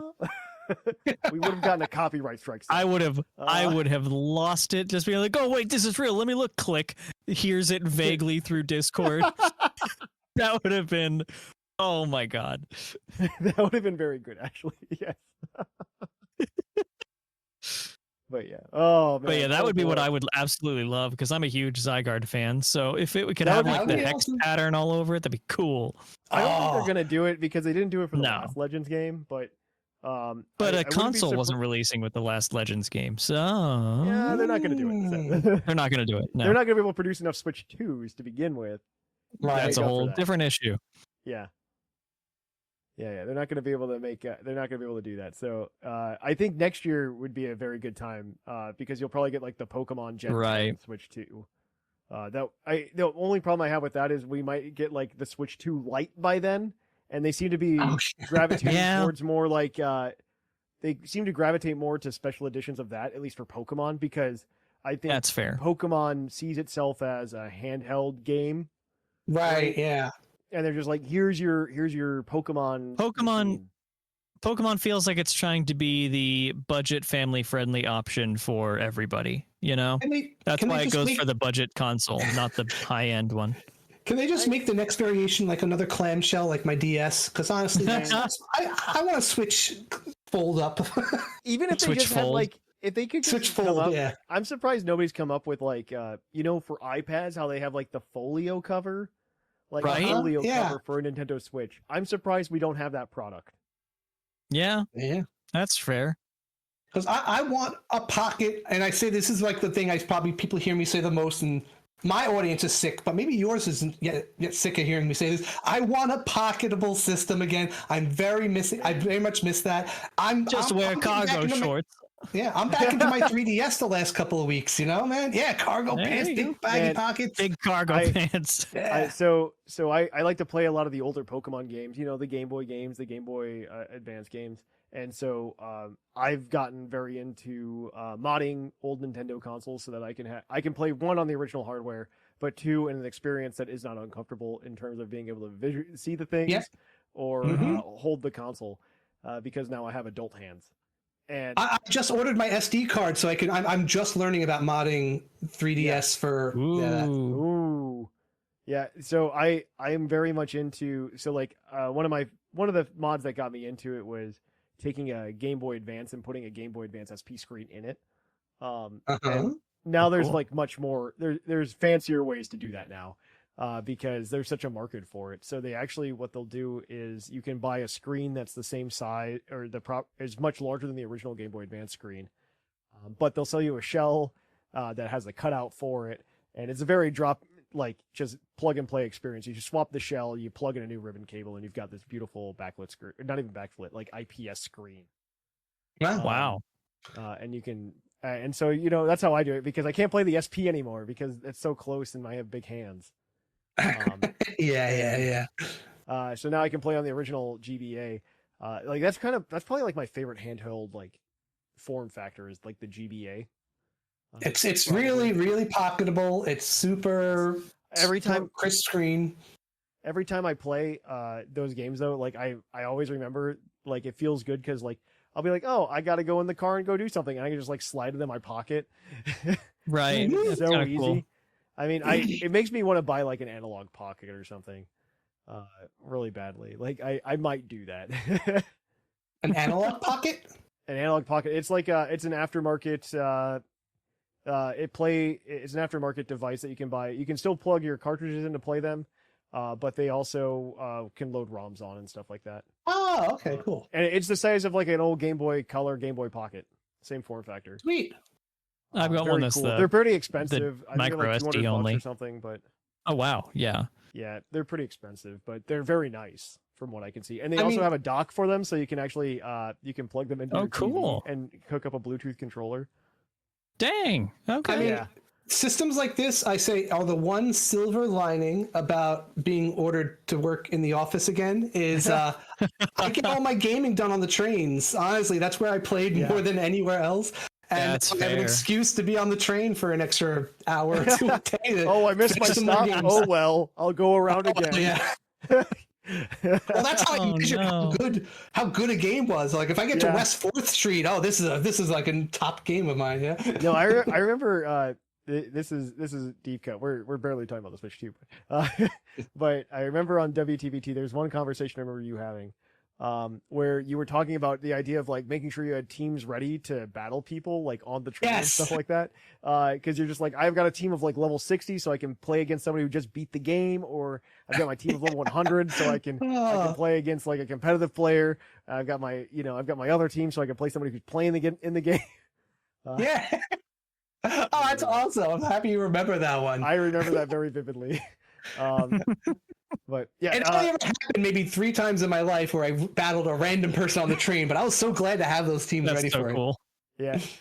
So before we get too off track, one of the games that does get an update for Nintendo Switch 2 is actually Pokemon Scarlet and Violet. Yes. And more I was going to importantly, mention that. yeah, more importantly, they're free. They're free ones. Yeah, there's a free handful ones. of updates that aren't any money, and Scarlet Violet's one of them. So that's awesome. Yeah, Oh. Scarlet and Violet gets a huge performance boost on Switch 2, probably, where it Yeah. doesn't lag when you go to the lake. If water is on screen anywhere, If it doesn't water is on freak out. screen- Yeah, Blueberry Academy is the bane of my existence, man. You just go Right. in that mud. I don't even know what happened. There's nothing around, but that mud slows you down. So I can't wait for Switch 2 to make my Pokemon Scarlet and Violet experience not terrible. I also want to know how like the save transfer works. Did we get that? I didn't actually watch that. I don't I'm not know. gonna lie to you. I don't think guys. we heard about that, but No. there was the direct a couple days before. I haven't watched the direct. Oh, that one. I know but- which one you're talking about. Yeah. There was Continue. some kind of like game cartridge transfer device. So it's not game cartridge transfer. What that is game sharing.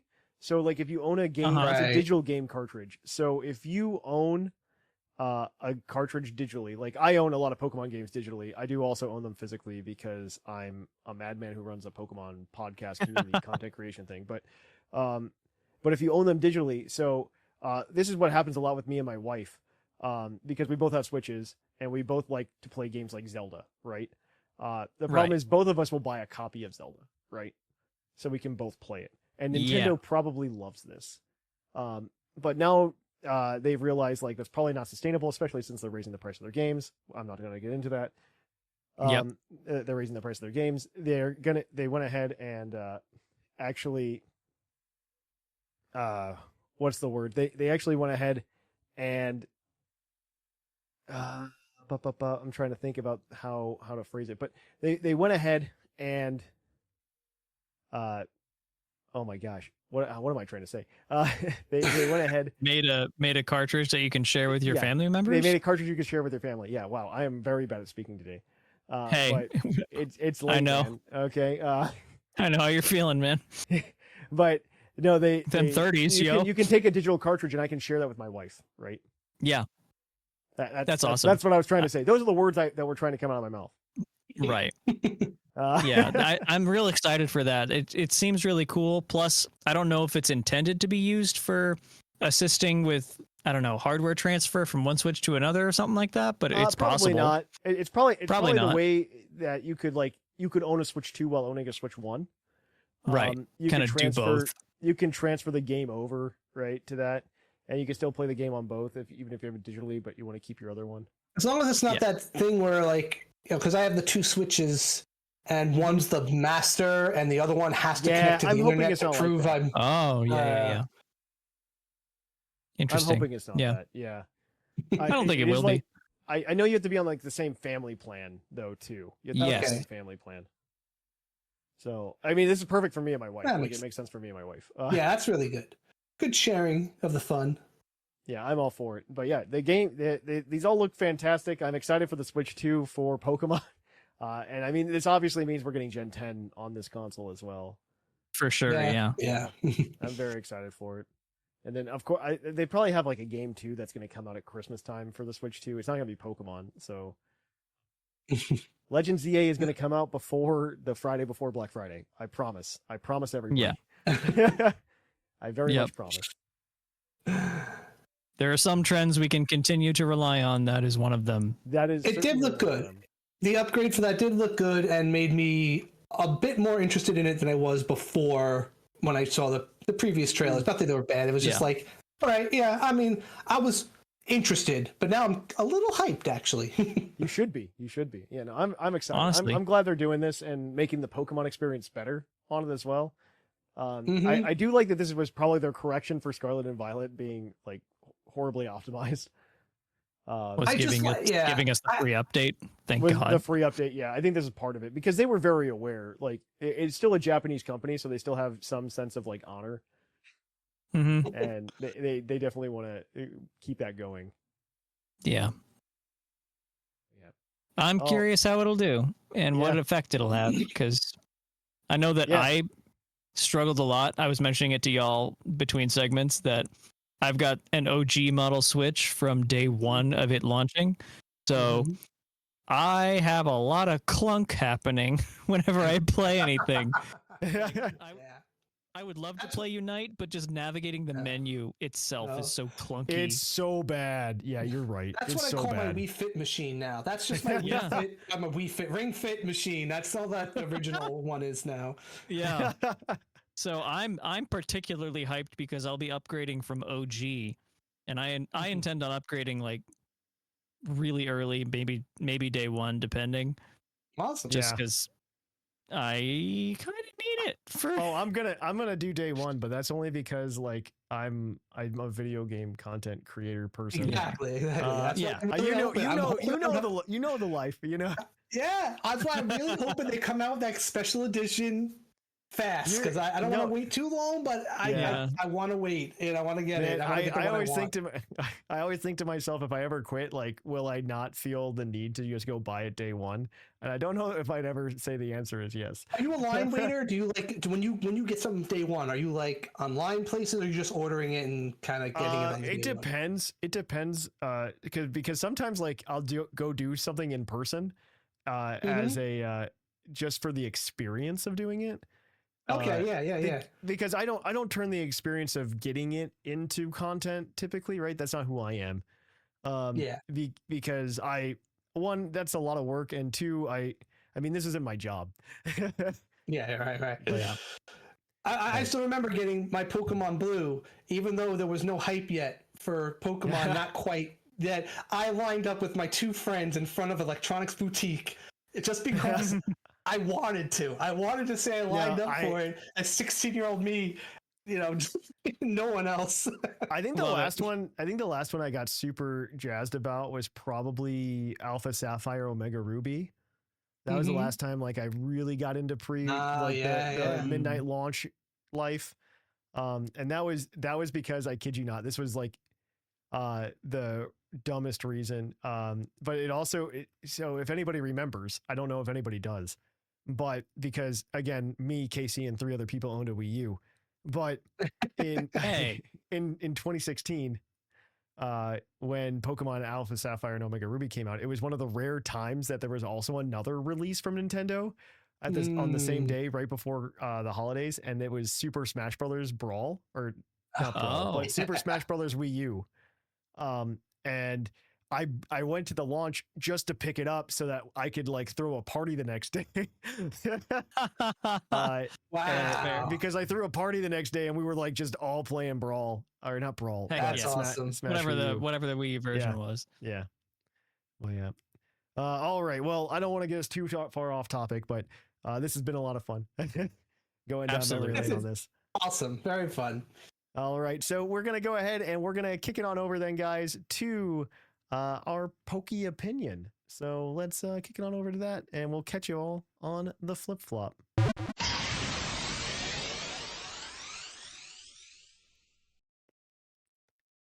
Welcome to Puckle's Pokequiz, and our question today, for those of you at home, this is the segment where I ask a random question, we talk about it, is if you could live in a Pokemon region, what region would it be and why? Ooh. Oh Ooh. no, you monster. I am a monster. I mean, my answer is Johto because I have rose-colored glasses on and I like Perpetual Fall.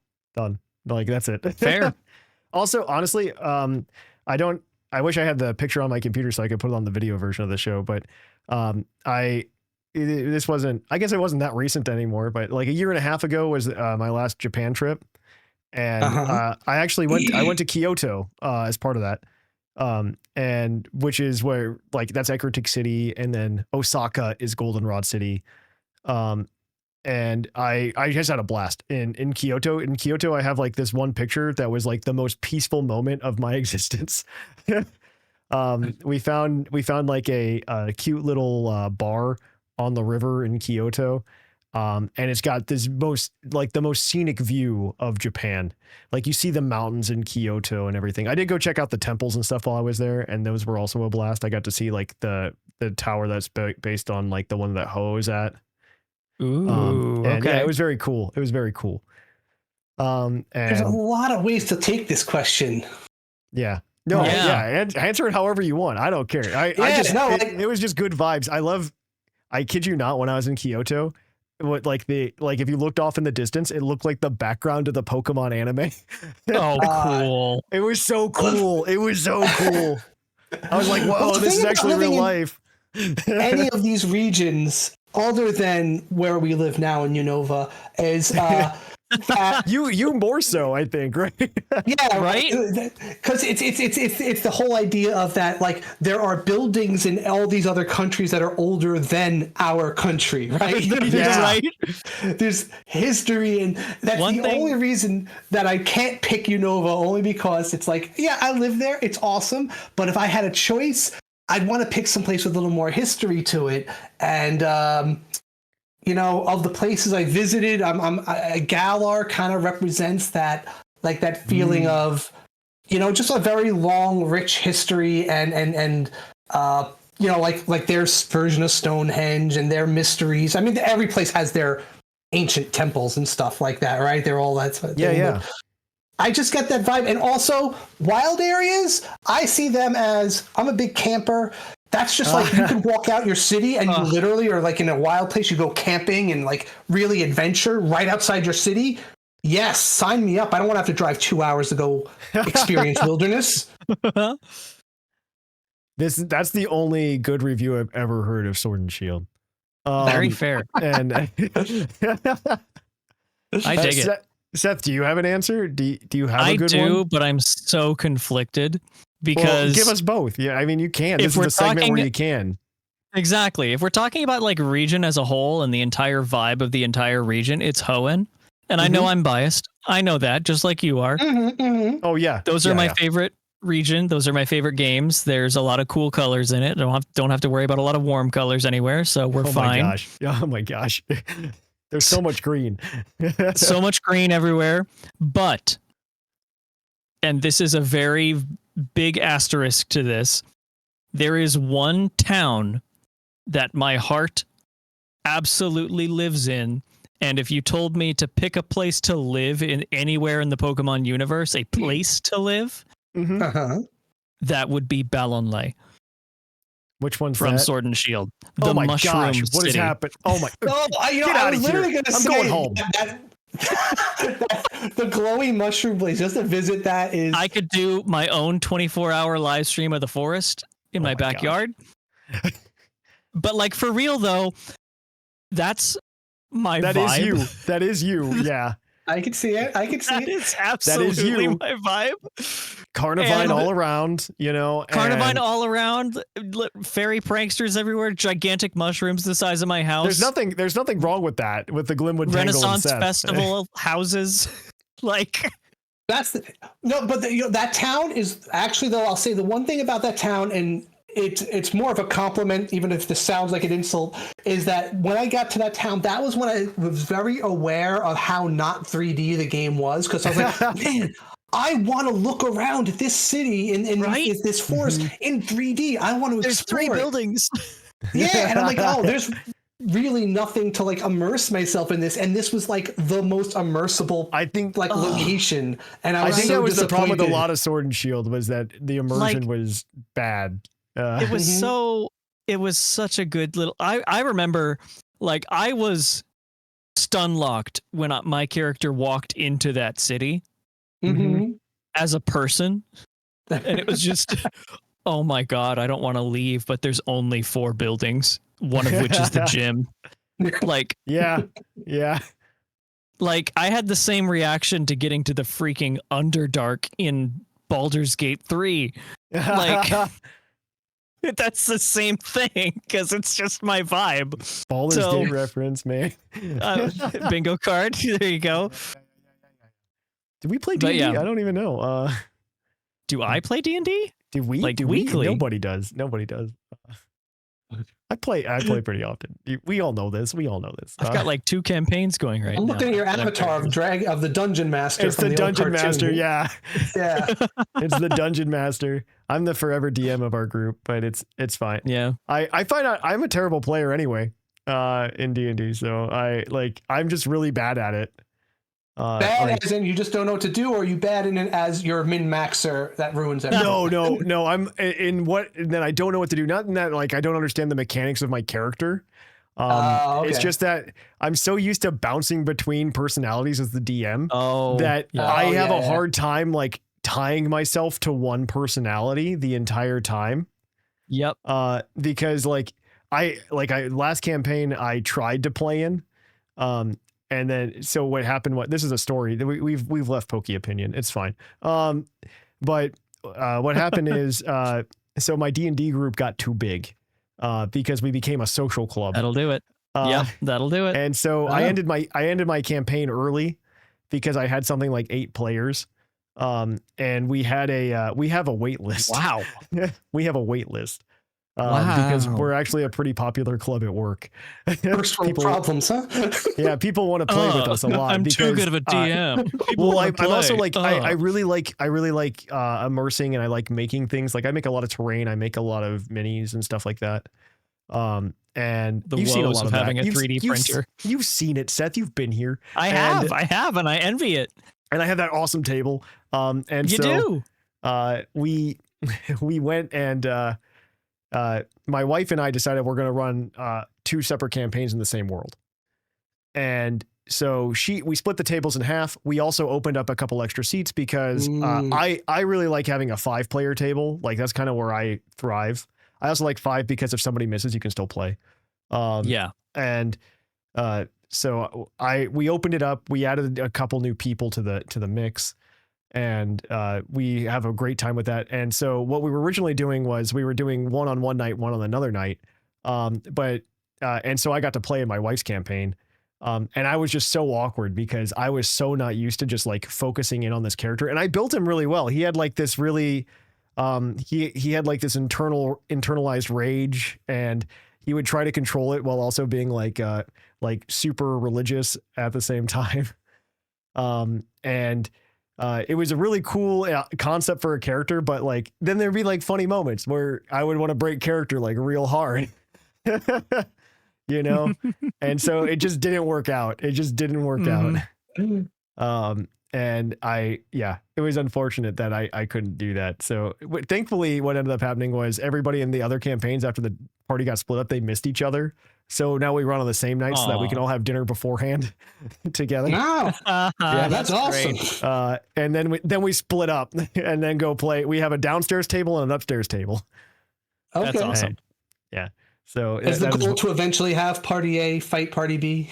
So we do crossover episodes actually. Okay. We do crossover episodes like once every 4 months or so. That way it's a big event, right? Yeah. Okay. That's cool. And so they don't fight each other, but they do get together, and they annoy each other and have a good time. Actually, the last time the last time they got together, they like gave each other like a sending stone. So they like yell at each other down the stairs sometimes. When like when they like learn something new about the story, they like yell at each other so they can let each other know. Mm-hmm. That was what one of the episodes of the Union Room I was going to do, was with the Pokemon tabletop RPG community. Yeah. I really wanted to learn about them. There's a lot of those guys. There's a lot of those guys. Yeah. I'm one of those guys. Well, you don't do the podcast, but you do play it. Yeah. No. Yeah, actually, I think your group is like podcast. Yeah, but I think one of your groups is like your group is probably very instrumental in like how that game runs in general, because you guys kind of like contribute a lot of content to that community. Actually, yeah, we do. We've personally designed a lot of the recent Pokedexes that I think the official people took into account. Wow, yeah. Nice. Yeah. Nice. So, well, yeah. All right. I didn't realize how big of an influence we had on that. Yeah. All right. Well, this has been Puckle's Pokeopinion. We're gonna kick it on over to the end of the show, where we're gonna go ahead and read a couple emails. So we're gonna go to our mailbag. We will catch you over there.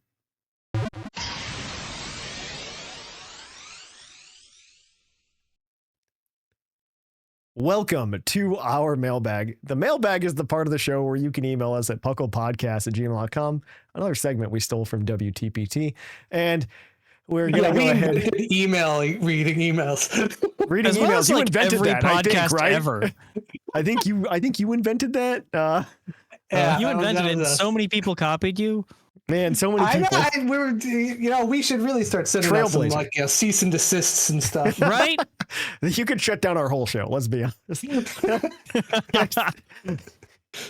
But you can go ahead and email us at puclpodcast@gmail.com. We typically have a question. Last week, we asked you what Pokemon you want a mega of, or what you expect from Pokemon Legends based on the latest trailer.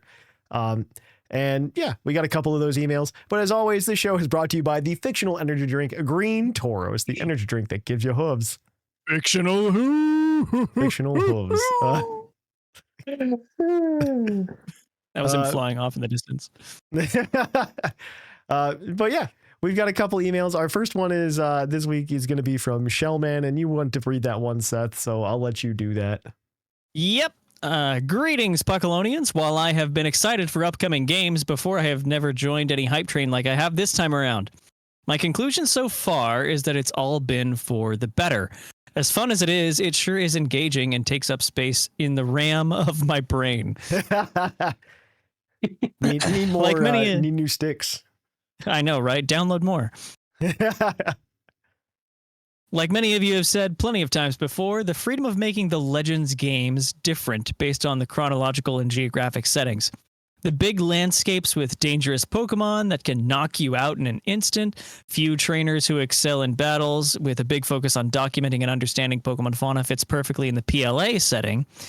In similar fashion, I feel, even more so after this last trailer, that the modernization of Lumio City, not Paris, in terms of the different zones for Pokemon as ways of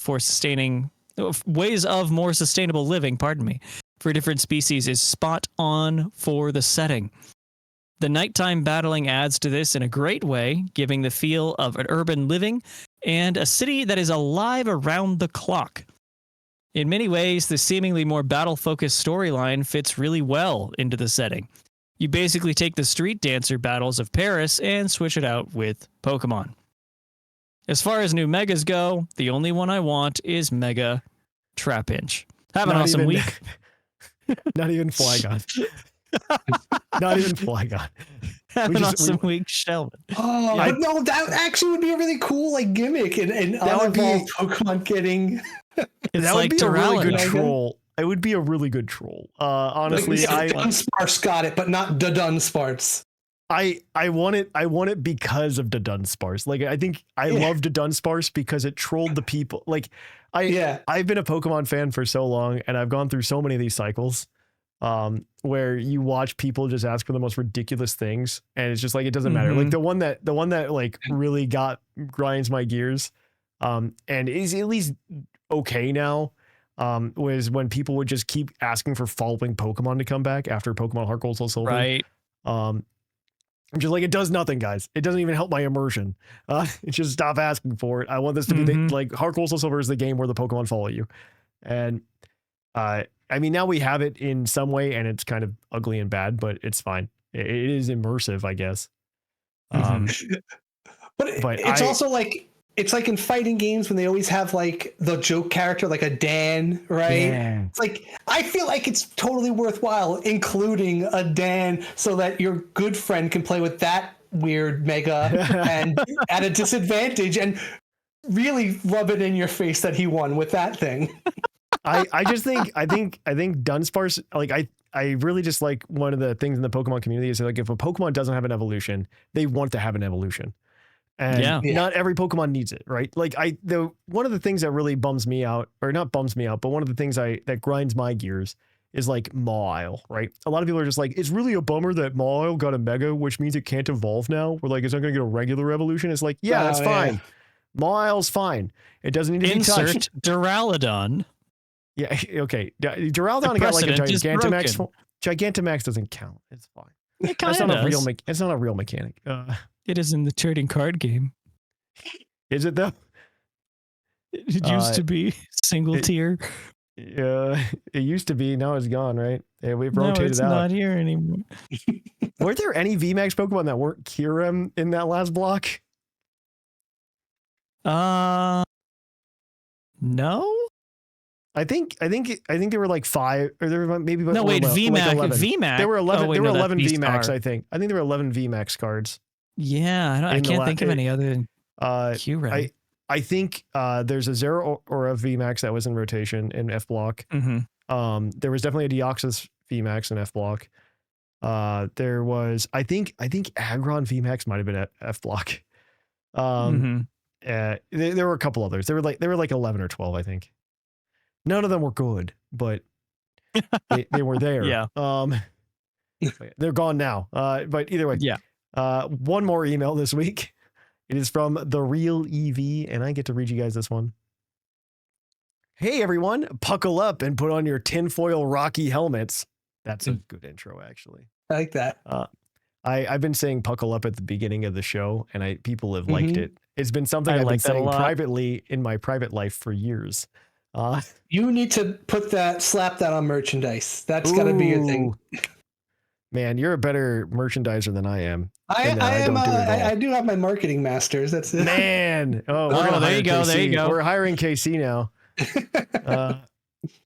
All right. I wanted to share another wild theory I've been thinking about, and I'd love to hear your thoughts. With the upcoming release of Pokemon Z to A, I'm excited to see some characters and storylines make a return. Firstly, I hope we get a continuation of the Train Brothers storyline and see how Emmett is coping with his brother's disappearance. I'm also keeping my fingers crossed for Looker to make an appearance, as his character has always intrigued me. Okay, I want to respond to both of these. One, Emmett would be sweet to see, and just be like, man, my brother just got sucked up by a portal. I feel like that would be a fun callback to PLA. That would be cool. That would be a lot of fun. And then second, Looker is 100% coming back. They showed his office. Yeah. They showed his office. And even if you look in some of the artwork of the map of Lumio City on the official website, you can actually see Emma too. Like in the background of some of that art. She's back there, which is really cool. So it's happening. We're gonna get something with them. That's cool. We're gonna get something. I was always a fan of the Train Brothers. I didn't realize that those guys were such phenomenons among the Eastern fan base until I recently looked into it, and I didn't realize they were top 5 most popular characters. They love trains. Oh, okay. See, you gotta remember in actual New York, trains are disgusting. Yes. I have been to U.S. trains. U.S. trains are disgusting, but in Japan, trains are life. Trains are life. Yeah. I didn't know that angle. That didn't make sense. One of my other fandoms is Power Rangers / Super Sentai. And they had a whole Super Sentai season about trains. They're just train themed Power Rangers. It is insane. Because they love trains so much. It was actually a really cute season because they actually their morphers, you locked in a little model train and that's how they morphed. But then they could switch them between each other and change into different colors. It was very cute. But I digress. This is a very short email and we said a lot of words. Additionally, we only had 2, so yeah, we only had 2 this week, so that's fine. Additionally, if Colosseum is not the final boss, I think you at least have a side story. I think this would be an awesome opportunity for Guzma to show up. Given the last time we saw Colosseum was in Alola, it wouldn't surprise me if Guzma also made an appearance. I don't know if either of them will show up. I mean, we're going to get Zerosic. There's going to be something with Zerosic, right? That has to happen. But I don't know about Colosseum. I think there's a chance that we get a lot more of the returning characters in this than we would in a typical Pokemon game. Right, and especially compared to PLA, because PLA was returning characters in the form of their ancestors, because you can't really have them return. Yeah. The one thing the trading card game has been good for is helping me remember the names associated with the characters. I would never remember names if I didn't have to play these cards. That's what I remember first. You say Colosseum, oh yeah, wait, I used him in my Giratina deck. Colosseum's experiment. Yeah. Okay. Oh, that character from that game, right? Okay. Yeah. Yeah, I do appreciate the TCG's use of trainers. They just came out with Brock's Grit 2, which is awesome. It's really cool. Cards. The Brock's full art's Scouting. really nice. Yeah. Oh, it's not Brock's Grit. Brock's Grit was the old one. Brock's Grit is the old one that got reprinted a couple times. This is Brock's Scouting. Yeah. It's very Brock's good. Scouting. Yeah. Oh, yeah. Guzma is severely underrated. I loved Guzma. I'm waiting for it. Guzma's coming back. Yeah. Guzma will be at boss's orders at some point. I just want to see his fully animated hip hop moves in the 2D, the Switch 2 graphics. 2DS graphic, and not 2DS. 2 Switch 2. What am I doing? Yeah, the 2DS was just a Pokemon machine, though, Seth. You are not wrong. Yeah, ours especially. It was 100%. The 2DS was just like a Pokemon machine because it came out on the same day as Pokemon X and Y. It was meant as a cheap way to play Pokemon. Exactly. Because the 3DS was not doing well. Well, it had been revived by the end of 2013, but they had really good bangers like Fire Emblem Awakening and stuff come out. But all right, these are just my off-the-wall, semi-viable predictions, but I hope you enjoy them. Looking forward to hearing your thoughts. Best regards, the real EV. Well, thank you for that. Enjoy them. I think I have not given the real EV the badge, and so I want to. Go for it. That's what's happening. I overrule all of you. So we're going to go ahead and do that. Of course, if you want to keep up with Puckle, the best way to do so is to go over to our Discord at pucklediscord.com. Additionally, you can follow us over at Twitter, Instagram, Facebook, and Blue Sky. You can come and catch our streams every Wednesday where I stream. I don't know what I'm streaming now. We just finished the Nuzlocke. It was really hype. We're gonna start doing monthly giveaway streams too. Right now it's gonna kind of be random whenever they happen. We have I have a ticker box that we have to fill up on stream before we can do the giveaway stream. So definitely check that out at twitch.tv/thepuclpodcast, or you can catch us on YouTube if you're already watching us. Thank you. If not, go over to YouTube, youtube.com/puclpodcast. Additionally, you can also help support the show by going to our Patreon at patreon.com/puclpodcast. You can get some cool merch. The glasses are on their way to people who were at the correct tier. Were you at that tier, Seth? I don't remember. I think so. I don't Good. remember. You're getting the glass. I decided. Woohoo. And Does it say Puckle Up on it? no, It no, should. because only the good ideas come from you. We hadn't hired you yet. Now We you haven't are. hired So you. Now it's- we have. Well, if it doesn't say World Champ Difference, I can probably get it on my my wife will approve. But yeah, all right. But yeah, that's everything. But thank you to KC for being here. I do want to try to do another 20 minutes or so with you after this, but that will be up on probably our Patreon or something of that sort, where we just dig into our old lives. But but yeah, thank you. Do you have anything you want to plug, Casey, while you're here? No, I know you're in between free, podcasts. because I have I'm in between shows. It'll be another maybe 5 to 10 years before I enter again. I just really thought it was a blast coming back here, and you've given me you've given me a little bit of my you fueled that podcast hunger, that I've had. I've been itching to do one for a long time, and since you got to go and edit it or whatever you do with it, I don't have to worry about that end, and I got to come here, talk, and get that in. So it's been great talking Pokemon, and looking forward to the future of what's coming out, man. Yeah. No, I'm excited. But yeah. Okay, well then I've been Trainer Thatch. I've been Seth Vilo. And I'm Casey. Yeah. Here in the Lavender Town Radio Tower, it's closing time.